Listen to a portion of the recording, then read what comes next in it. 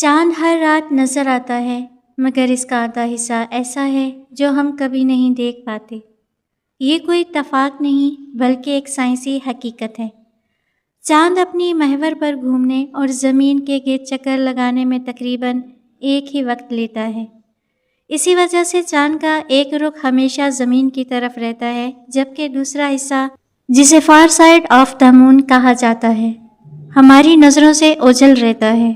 دلچسپ بات یہ ہے کہ اس حصے پر بھی زمین کی طرح پہاڑ، گھڑے اور مختلف ساختیں موجود ہیں، مگر چونکہ یہ براہ راست نظر نہیں آتا، اس کی تصاویر صرف خلائی مشنز کے ذریعے حاصل کی گئی ہیں۔